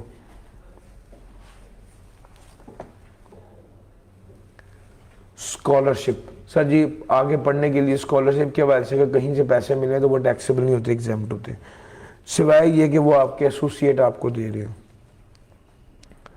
Support payment under an agreement to live apart, मियाँ बीवी में तलाक हो गई है, मियाँ ने बीवी को जो पैसे दिए हैं बीवी के लिए वो टैक्सेबल नहीं होंगे, ठीक हो गया। सर जी मियाँ ने बीवी को घर दिया, वो घर 1 करोड़ का था, बीवी को 1 करोड़ का घर मिला, उस पर कोई टैक्स नहीं लगेगा। हाँ अगर वो बीवी 1 करोड़ का घर आगे किराए पर दे दे और किराया उसे महीने का मिल लग जाए तो इस किराए पे टैक्स लगेगा। पॉइंट पिक करें, किराए पे टैक्स लगेगा। हाँ जो पूरा घर उसको 1 करोड़ रुपए का मिल गया है उसको मियाँ ने अलहदगी पर दिया है उस पर कोई टैक्स नहीं लगेगा, और अगर मियाँ ने तय किया मैं महीने का 1.5 लाख दूंगा तो वो जो 1.5 लाख देगा मियाँ बीवी को उस पर भी कोई टैक्स नहीं लगेगा। सर फेडरल गवर्नमेंट की किसी इनकम पे कोई टैक्स नहीं लगता, प्रोविंशियल गवर्नमेंट की इनकम पे कोई टैक्स नहीं लगता विद इन द प्रोविंस, लेकिन अगर प्रोविंशियल गवर्नमेंट कोई प्रोजेक्ट शुरू करे और वो एक पंजाब गवर्नमेंट सिंध गवर्नमेंट में जाके वो प्रोजेक्ट एग्जीक्यूट करे और उससे पैसे कमाए या वहां पर प्रॉपर्टी ले तो उस पर उसे टैक्स लगेगा। यानी विद इन जो पंजाब गवर्नमेंट पंजाब के अंदर जो भी काम करे उस पर टैक्स नहीं लगेगा, लेकिन अगर वो काम दूसरे प्रोविंस में जाके करेगी तो उस पर उस प्रोविंस के असूल लागू होंगे। जब भी पेमेंट फेडरल या प्रोविंशियल गवर्नमेंट को की जाती है तो टैक्स काट के नहीं की जाती, ना गवर्नमेंट से जब पैसे वसूल करने हैं तो टैक्स कलेक्ट करना है, और ना ही जब पैसे देने हैं तो टैक्स डिडक्ट करना है, चूंकि वो आपने गवर्नमेंट को देने हैं, गवर्नमेंट तो खुद है। हाँ ये वाले सारे रूल फेडरल प्रोविंशियल गवर्नमेंट पर अप्लाई हो रहे हैं, रेगुलेटरी अथॉरिटी पर, डेवलपमेंट अथॉरिटी पर ये वाले रूल अप्लाई नहीं होते। Foreign source income of short term resident, सबसे पहले तो आपको ये बताना पड़ेगा कि शॉर्ट टर्म रेजिडेंट कौन होता है। जो शॉर्ट टर्म के लिए रेजिडेंट हो, आपको पता होना चाहिए कि रेजिडेंट की पाकिस्तान सोर्स इनकम और फॉरेन सोर्स इनकम दोनों टैक्सेबल इन पाकिस्तान होती है, और नॉन रेजिडेंट की पाकिस्तान सोर्स इनकम तो टैक्सेबल इन पाकिस्तान होती है, लेकिन foreign source income taxable in Pakistan नहीं होती। लेकिन यहां पे वो कह रहा है एक ऐसा बंदा जो शॉर्ट टर्म रेजिडेंट है, जो कि पाकिस्तान में नौकरी की गर्ज से आया, उसे पाकिस्तान में रहते हुए 3 साल से ज्यादा नहीं हुए, ये शॉर्ट टर्म रेजिडेंट है। अब शॉर्ट टर्म रेजिडेंट की foreign source income taxable in Pakistan नहीं होगी। शॉर्ट टर्म रेजिडेंट क्या है ये बता दिया। दूसरा, शॉर्ट टर्म रेजिडेंट की foreign source income taxable in Pakistan नहीं होगी। और मैं इसके लिए एक एग्जांपल देता होता हूं कि यहां पर फॉर एग्जांपल कोई इंजीनियर आया और वो इंजीनियर जो है वो इंजीनियर चाइना से आया हुआ है और उसकी चाइना में प्लाजा है जिसका उसे किराया आता। तो सवाल है कि रह वो पाकिस्तान में रहा है, उसे पाकिस्तान में रहते हुए 2.5 साल हो गए हैं, तो सवाल है कि उसकी जो फॉरेन सोर्स इनकम है वो टैक्सेबल इन पाकिस्तान होगी। तो भैया नौकरी के लिए आया है, 3 साल से ज्यादा नहीं हुए, वो शॉर्ट टर्म रेजिडेंट है। अब उसको जो प्लाजे की इनकम है उसकी प्लाजे की इनकम टैक्सेबल इन पाकिस्तान नहीं होगी। हाँ, अब इसकी एक्सेप्शन सुनो, अगर उस प्लाजे की इनकम ब्रॉड इनटू पाकिस्तान हो जाए, भैया प्लाजे की इनकम पाकिस्तान में आ जाए तो फिर ये टैक्सेबल, अगर ब्रॉड इनटू पाकिस्तान हो तो टैक्सेबल होगी। और अगर वो नॉन रेजिडेंट बंदा पाकिस्तान में परमानेंट एस्टेब्लिशमेंट बना ले, बिजनेस एस्टेब्लिश कर ले और फिर वो बाहर से पैसे कमाए, तो होगी तो फॉरेन सोर्स इनकम, बंदा भी शॉर्ट टर्म रेजिडेंट है लेकिन वो टैक्सेबल होगी। तो भाई अगर वो बिजनेस एस्टेब्लिश कर ले तो उसकी इनकम टैक्सेबल होगी। तो भाई 5 बातें हैं। शॉर्ट टर्म रेजिडेंट कौन होता है? 3 साल से ज्यादा नहीं हुए पाकिस्तान में आए हुए, नौकरी की खातिर पाकिस्तान में है। 2 बातें हो गई। तीसरी बात, शॉर्ट टर्म रेजिडेंट की फॉरेन सोर्स इनकम एग्जेम्प्ट होती है। चौथी बात, अगर उसने यहां पर बिजनेस स्टैब्लिश कर लिया तो उसकी फॉरेन सोर्स इनकम एग्जेम्प्ट नहीं होगी। पांचवी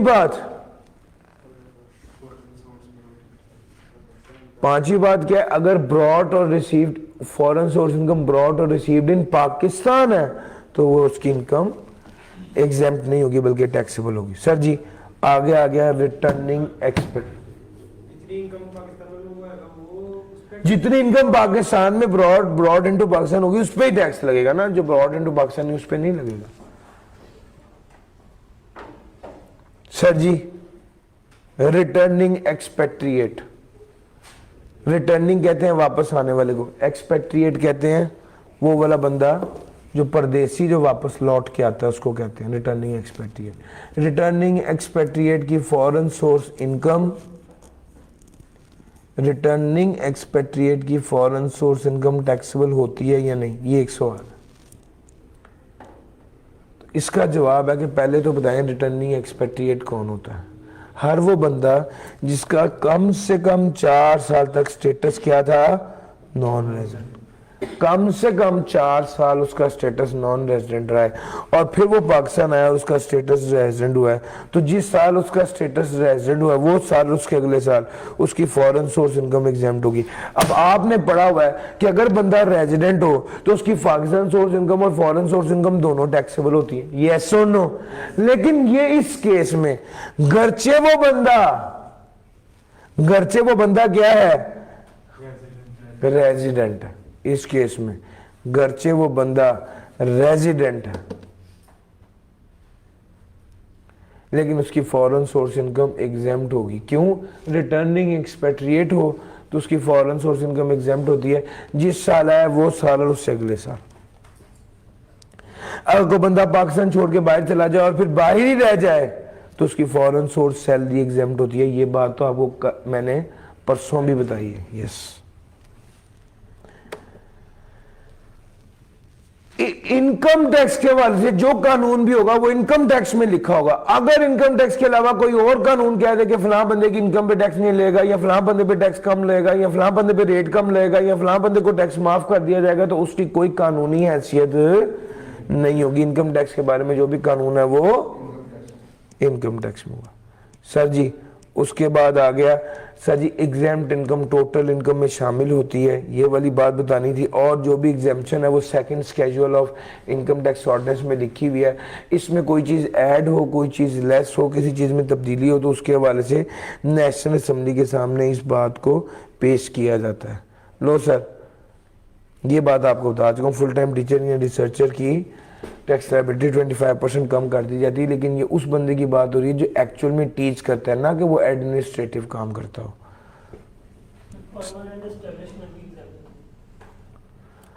दफ्तर जिसने बनाया हुआ है परमानेंट एस्टेब्लिशमेंट है, जो किसी जगह पर परमानेंटली काम कर रहा है वो परमानेंट एस्टेब्लिशमेंट है। अगर आप specifically permanent establishment with regard to non resident पूछ रहे हैं, जो भी मैंने आपको पढ़ाया है, तो सर सिंपल बात है, वो बंदा आया था यहाँ पे नौकरी करने, अब उसने अपना ऑफिस खोल लिया है, 3 साल से ज़्यादा नहीं हुए उससे अभी आए हुए, लेकिन उसने अपना दफ्तर खोल लिया और अब बाहर के मुल्कों को भी काम करके दे रहा है। गरचे वो नॉन रेजिडेंट है, लेकिन वो पाकिस्तान से फॉरेन सोर्स इनकम बाहर भी काम कर रहा है। तो ऐसे बंदे का जो है तो नॉन रेजिडेंट, लेकिन वो फॉरेन सोर्स इनकम कमा रहा है पाकिस्तान में बिजनेस एस्टेब्लिश करके या पाकिस्तान में दफ्तर बना के, तो उसकी ये फॉरेन सोर्स इनकम एग्जेम्प्ट नहीं होगी, टैक्सेबल होगी। ये बात कर रहा हूं।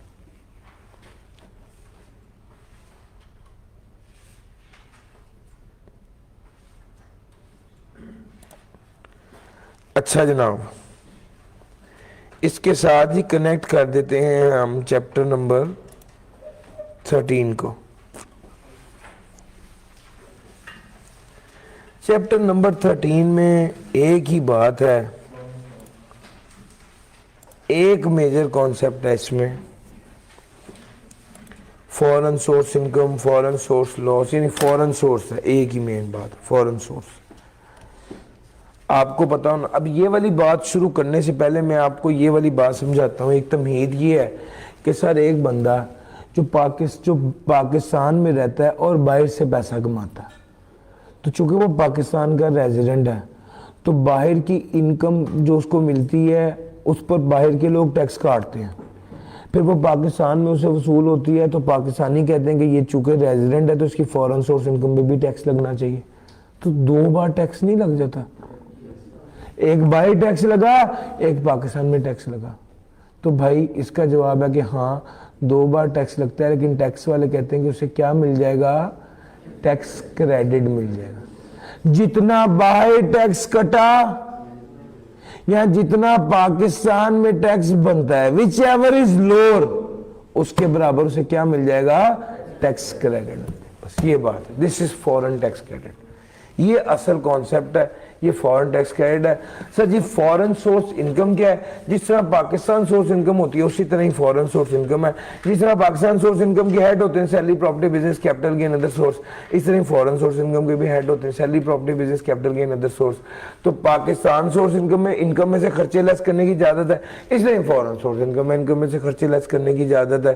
तो पाकिस्तान सोर्स इनकम और फॉरेन सोर्स इनकम अगर एक बंदे की उद्देश्य अलग-अलग रखना चाहिए, जिस तरह स्पेकुलेशन और नॉन स्पेकुलेशन को अलग-अलग रखते हैं। पाकिस्तान सोर्स इनकम का कोई खर्चा फॉरेन सोर्स इनकम में से माइनस नहीं करना चाहिए, फॉरेन सोर्स इनकम का कोई खर्चा पाकिस्तान सोर्स इनकम में से माइनस नहीं करना चाहिए। फॉरेन सोर्स इनकम अगर कोई बंदा कमा रहा हो और उसने फॉरेन सोर्स टैक्स भी पे किया हो और उसकी वो फॉरेन सोर्स इनकम पाकिस्तान में मौजूद, पाकिस्तान की जो टैक्सेबल इनकम है उसमें शामिल भी हो, तो उसे टैक्स क्रेडिट मिलेगा। और कितना मिलेगा? लोअर ऑफ जितना उसने बाहर पे किया या जितना उसका पाकिस्तान में बनता है। पाकिस्तान में कितना बनता है कैसे पता चलेगा? एवरेज एज से, A over B into C। Now what is A? Tax liability. What is B? Taxable income. What is C? Foreign source income का वो हिस्सा। C क्या है? फॉरेन सोर्स इनकम का वो हिस्सा जो टैक्सेबल इनकम में शामिल। फॉरेन सोर्स इनकम का वो हिस्सा जो टैक्सेबल इनकम में शामिल। सर ये सारी चीजें मैंने आपके साथ डिस्कस कर दी फॉरेन टैक्स क्रेडिट के हवाले से। हाँ अलबत्ता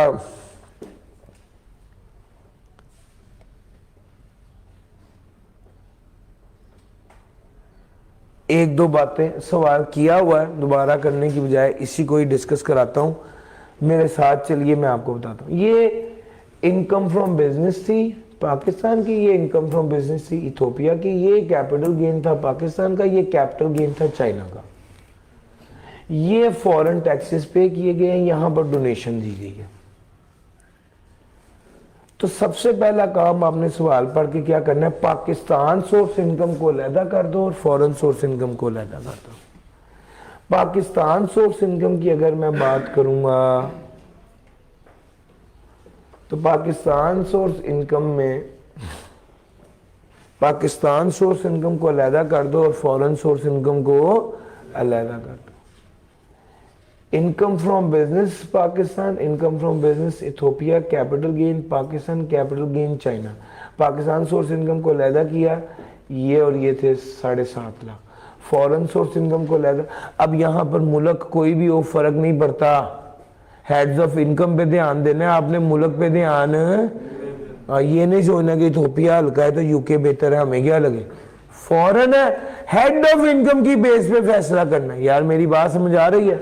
तो भाई ये फॉरेन सोर्स इनकम को जमा कर दिया, इसको करेंगे, ये टोटल इनकम आ जाएगी, ये टैक्सेबल इनकम आ जाएगी, यहाँ से लायबिलिटी आ जाएगी। पहली बात एक समझिए, अगर दो इनकम अलहदा है और उस पर दो टैक्स अलहदा दिए हैं तो उस पर फॉरेन टैक्स क्रेडिट भी अलहदा ही निकलेंगे। अगर एक से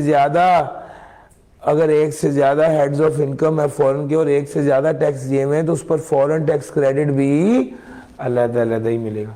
तो ऐसा नहीं करना कि आपने फॉरेन इनकम को जमा करके फॉरेन टैक्स को जमा करके एक टैक्स क्रेडिट निकालना है, नो। अब यहां पर देखिए दो अलग-अलग इनकम है, ये टिश्यू लाना है, मिल गया।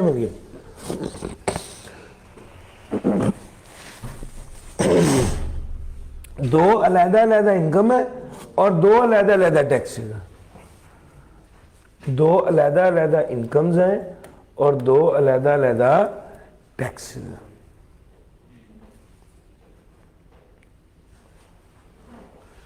फॉरेन टैक्स पेड, इसकी बात करिए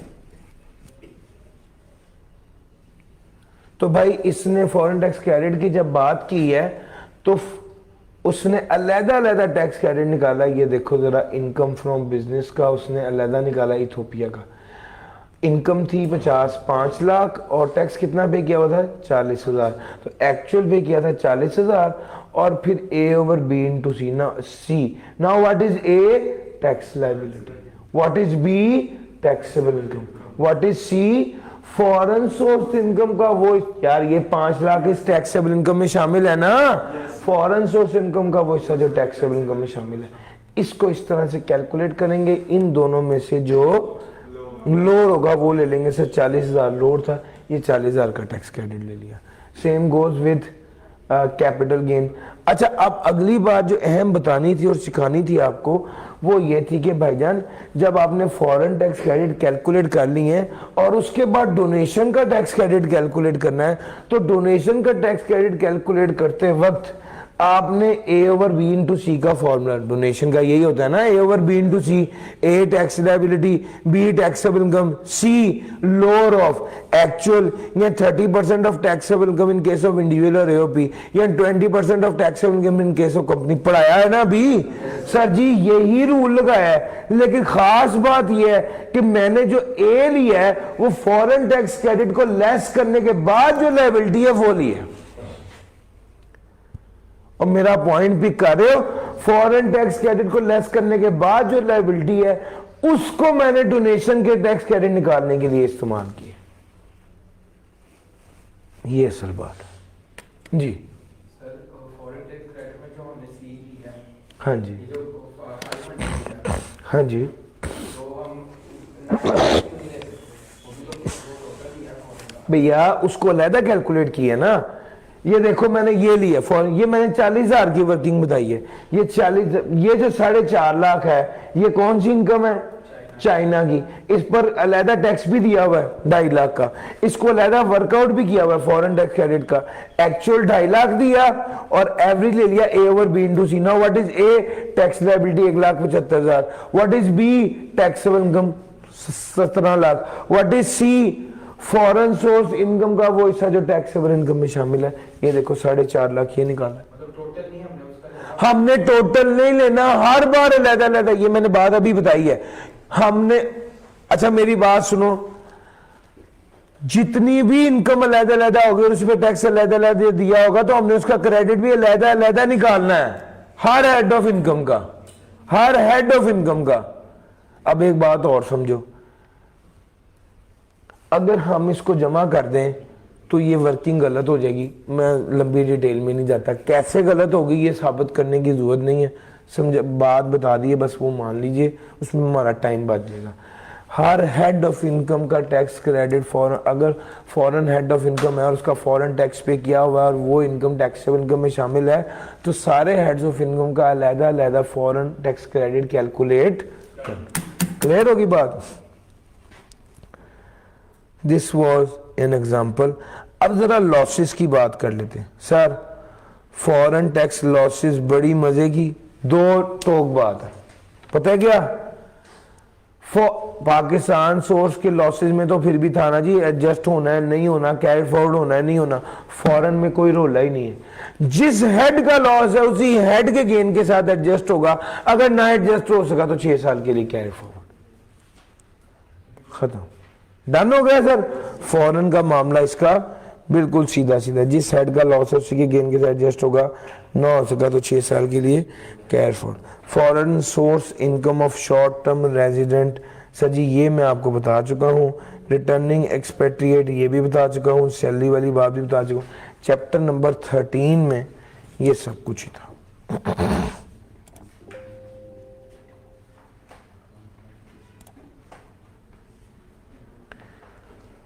उसके बाद हम आ जाते हैं चैप्टर नंबर 12 की जानिब।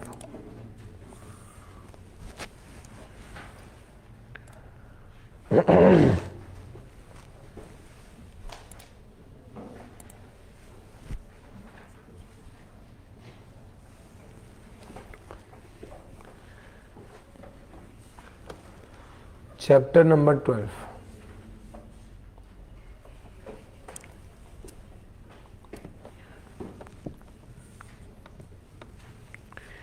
taxation of individual and AOP।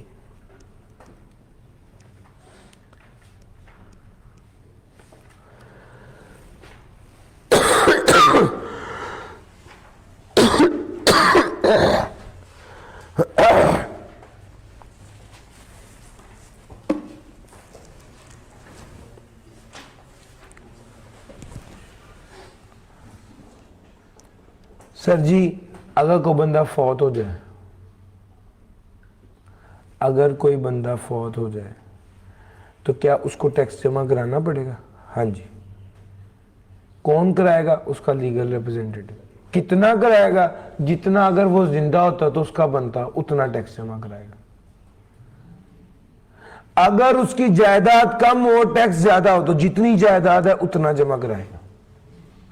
अगर उसके खिलाफ कोई कार्रवाई शुरू होने लगी थी और वो फौत हो गया तो वही कार्रवाई उसके लीगल रिप्रेजेंटेटिव के खिलाफ ऐसे चलेगी जैसे वो मरा ही नहीं है। अगर उसके खिलाफ कोई कार्रवाई चल रही थी और वो फौत हो गया तो वही कार्रवाई उसके लीगल रिप्रेजेंटेटिव के खिलाफ ऐसे चलेगी जैसे वो फौत हो गई। क्लियर होगी बात? ऑथर, हर वो बंदा जो 24 माह या उससे ज्यादा लगाकर कोई आर्टिस्टिक, कोई लिटरेरी काम करता है और बाद में उसको इकट्ठा बेच देता है और ज्यादा सारे पैसे कमाता है, तो वो पैसे डिवाइड बाय 3 करके 3 सालों पे तकसीम किए जा सकते हैं, ताकि उसको एक ही बार ज्यादा सारा टैक्स ना लगे, बल्कि ओवर द पीरियड 3 सालों पे टैक्स लग जाए।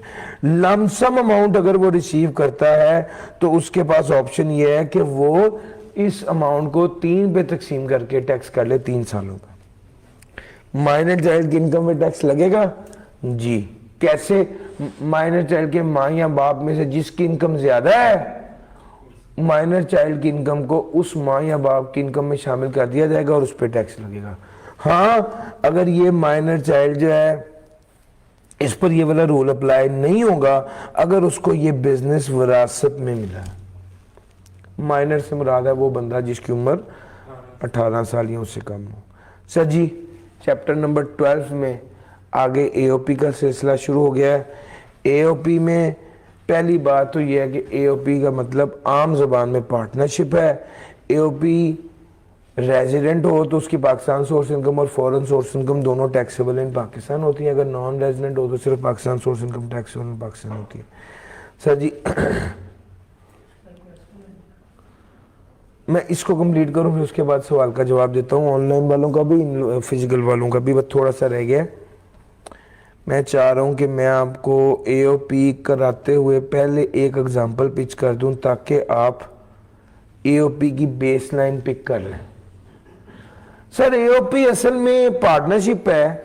मेंबर ऑफ एओपी को एओपी की इनकम से पैसे तो मिलते हैं और लेकिन वो जो मेंबर को पैसे मिलते हैं उस पर टैक्स नहीं लगता, चूंकि एओपी पहले ही टैक्स अदा करता है। मेंबर को जो हिस्सा मिलता है वो उस पर उसने दोबारा टैक्स नहीं देना होता। तो share of AOP receive by the member from A member of AOP shall be exempt. Member को एओपी पार्टनरशिप में से जो पैसे मेंबर को मिलते हैं उस पर टैक्स नहीं लगता, वो एग्जेम्प्ट होता है। ठीक हो गया। हाँ फॉर एग्जाम्पल एक एओपी है, मिस्टर ए और बी शेयरिंग कर रहे हैं प्रॉफिट 2 और 3 में और दुकान चला रहे हैं, उनकी टैक्सेबल इनकम 12 लाख है और ए और B have provided the individual detail. A और बी की डिटेल आ गई है, बिजनेस की इनकम है, अदर सोर्स है, ज़कात पेड है। बादशाह में भी इनकम फ्रॉम बिजनेस है, अदर सोर्स है और ज़कात पेड है। Calculate the tax liability of Ali and बादशाह। तो टैक्सेबल इनकम है 12 लाख, टैक्स लायबिलिटी है 75,000। ए है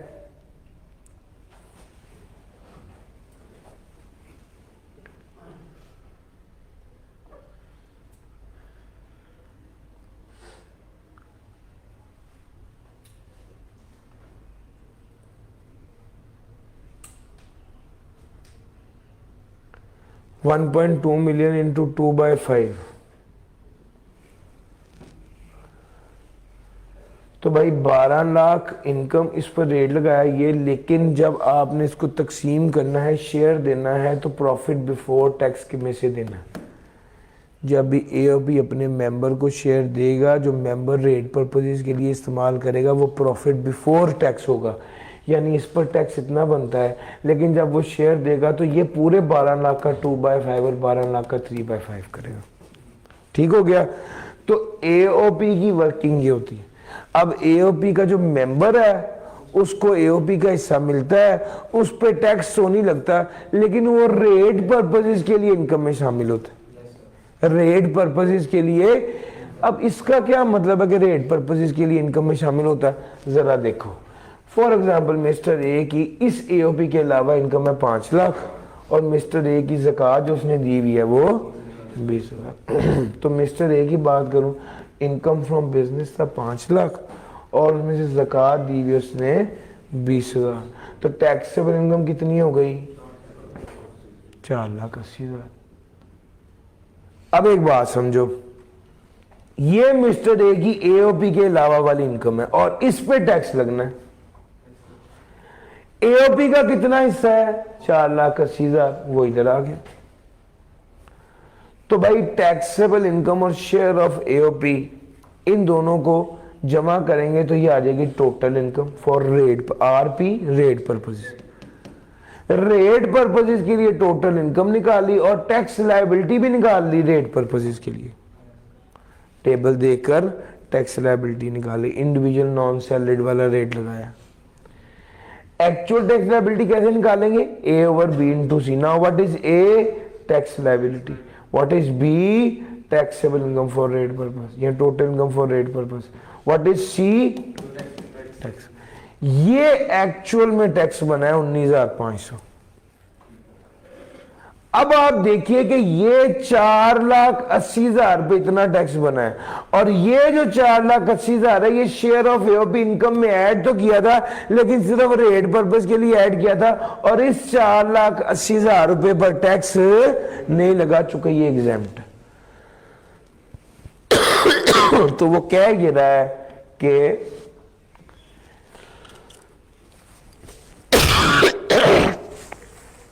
वो कह ये रहा है कि ए ओवर बी इंटू सी करो। आप शेयर ऑफ एओपी पर टैक्स नहीं लगता, मिस्टर ए को शेयर ऑफ एओपी पर टैक्स नहीं लगेगा, लेकिन वो मिस्टर ए की टैक्सेबल इनकम में शामिल कर दी जाएगी सिर्फ रेट पर्पस के लिए। टैक्सेबल इनकम में शामिल की जाएगी सिर्फ रेट पर्पसेस के लिए। लो सर जी, ये स्टोरी है इसकी E1 इसका मैंने आपको ये बेस बना दी कि रेट पर्पसेस का क्या मतलब होता है।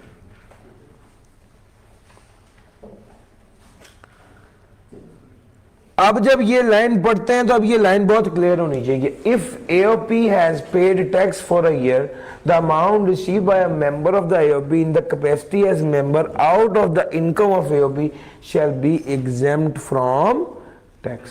अगर एओपी ने पे किया है टैक्स को, the amount received by a member of the AOP out of the income from AOP, ये एग्जेम्प्ट होगी। However such share of member is included in the income for rate purposes, सिर्फ rate purposes के लिए इसको शामिल किया जाता है। सर अगर एओपी का एक मेंबर कंपनी हो तो क्या होगा? अगर एओपी का एक मेंबर कंपनी हो तो क्या होगा? सर जैसे एक एओपी है, उसका एक मेंबर है ए, एक मेंबर है बी, एक मेंबर का नाम है सी लिमिटेड, यानी एओपी का एक मेंबर कंपनी है, तो एओपी की जितनी टोटल इनकम होगी उसमें से पहले कंपनी का हिस्सा लेस कर देंगे और उस पर कंपनी के मुताबिक रेट लगाएंगे। कंपनी का हिस्सा लेस कर देंगे और उस पर कंपनी के मुताबिक रेट लगाएंगे। बाकी जो रह जाएगा उस पर एओपी के मुताबिक रेट लगाया जाएगा और एओपी के मुताबिक कैलकुलेशन की जाएगी। सर जी इसके साथ मार्क कर लीजिए, एक सवाल है कामकाज। कामकाज देखिएगा किताब में, मेरा ख्याल है क्वेश्चन नंबर 8 है, पास पेपर क्वेश्चन नंबर 8।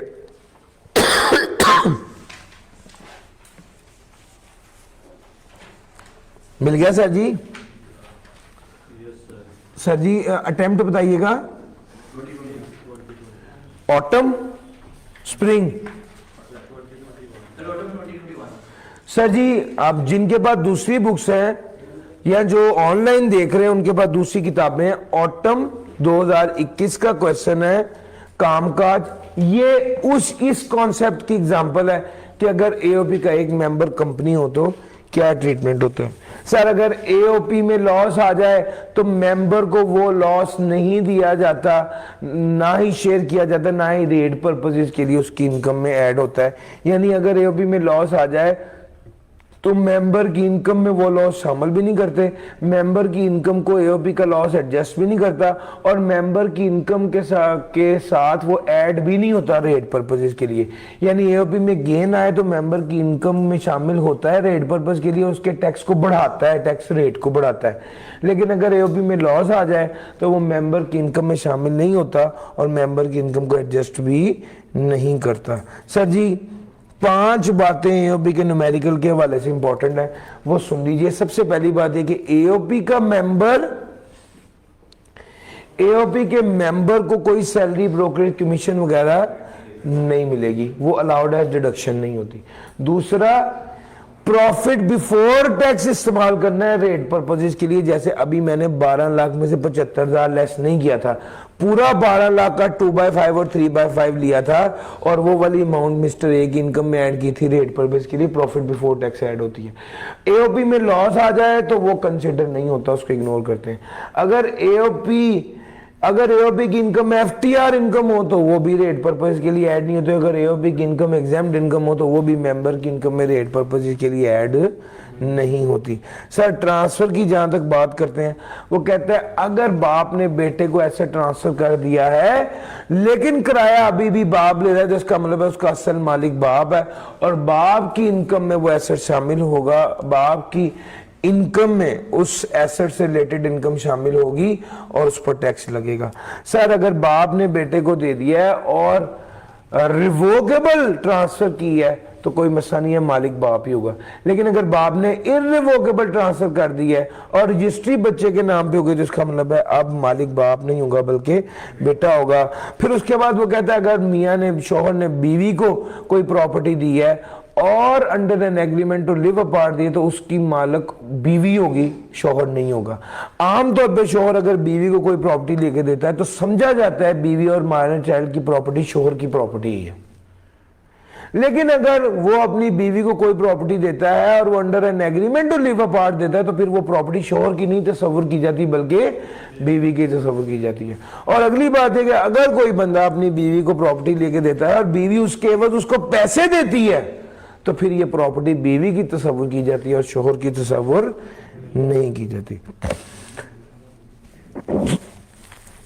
अगर शौहर ने बीवी को कोई प्रॉपर्टी दी और बीवी ने उसके एवज जो पैसे दिए वो शौहर से ही लेके दिए तो अल्टीमेटली इसका मतलब है ये प्रॉपर्टी किसकी है, ये प्रॉपर्टी शौहर की प्रॉपर्टी है, बीवी की प्रॉपर्टी नहीं है। सर जी अगर एओपी के कॉन्स्टिट्यूशन में कोई तब्दीली आ जाए, एओपी का एक मेंबर कम हो जाए, एक मेंबर बढ़ जाए, तो जो अकाउंटिंग में ट्रीटमेंट करते हैं कि 6 माह तक 3 मेंबर थे, उसके बाद मेंबर 4 हो गए, तो पहले 6 माह के प्रॉफिट को 3 पे तकसीम करेंगे और अगले 6 माह के प्रॉफिट को 4 पे तकसीम करेंगे। अकाउंटिंग में भी ऐसे ही करते हैं, टैक्स में भी ऐसे ही है। सर अगर बिजनेस को डिसकंटिन्यू किया जाए तो who will be responsible for the tax? जिस वक्त बिजनेस डिसकंटिन्यू हो रहा था उस वक्त जो एओपी के मेंबर थे वो रिस्पांसिबल होंगे टैक्स के लिए, और अगर कोई मर जाए तो फिर उसके जो लीगल रिप्रेजेंटेटिव है वो टैक्स के लिए रिस्पांसिबल होंगे। Succession of business over death? Sir ji other than death, अगर डेथ नहीं हुई और बिजनेस की सक्सेशन हुई है, बिजनेस एक बंदे से जाने वाला बंदा यानी जो सीनियर था जो रिटायर हो गया है, अब वो जाते जाते वो सारा बिजनेस जो है वो जूनियर के हवाले कर गया है, तो सवाल ये है कि सीनियर जा रहा है और जूनियर आ रहा है, तो सवाल ये है कि who is responsible for the tax? तो जब तक सक्सेशन हुई till the date of succession सारी जिम्मेदारी सीनियर की होगी, लेकिन after the date of succession सारी जिम्मेदारी टैक्स की जूनियर की होगी। अगर बाद में सीनियर साहब गायब हो गए, नहीं मिले, तो टैक्स वाले जूनियर से टैक्स रिकवर कर लेंगे और जूनियर को कहेंगे तुम ये वाला पैसा सीनियर से रिकवर कर लेना। लो सर ये वाली डिस्कशन थी। आपने एक न्यूमेरिकल है, 2 न्यूमेरिकल है, एक तो मैंने आपको बता दिया 8वां कामकाज और दूसरा है ऑटम 2020 का लिबास एंड कंपनी। ये 2 न्यूमेरिकल जरूर कीजिएगा भाई। इस न्यूमेरिकल की वीडियो जो है वो ग्रुप में शेयर करनी है। चैप्टर 11, 12, 13 को मैंने बड़ा थॉरो डिस्कस कर दिया है। एक 10 मिनट की ब्रेक लेते हैं और इंशाल्लाह उसके बाद मैं आपको सैलरी के कोशिश होगी, सैलरी के जितने पुराने पहले लेटेस्ट अटेम्प्ट का जो सवाल है सैलरी का जो पिछले अटेम्प्ट में है सबसे पहले वो करवाना है। बड़ा ही हलवा सवाल है, इंशाल्लाह आप देखेंगे और जिस बच्चे ने थोड़ी सी भी तैयारी की है उसको बड़ी खुशी होगी कि यार ये तो कुछ नहीं था। अलबत्ता सैलरी के न्यूमेरिकल्स के हवाले से कोई भी प्रॉब्लम है वो भी पूछिए, किसी भी न्यूमेरिकल के हवाले से कोई प्रॉब्लम है सैलरी के वो पूछिए। एक ओवरऑल पिछले 7-8 न्यूमेरिकल की एडजस्टमेंट डिस्कस कराऊंगा और जो लेटेस्ट अटेम्प्ट का न्यूमेरिकल है उसको बड़ी डिटेल में आपके साथ डिस्कस करूंगा। ये इंशाल्लाह 10 मिनट की ब्रेक है, उसके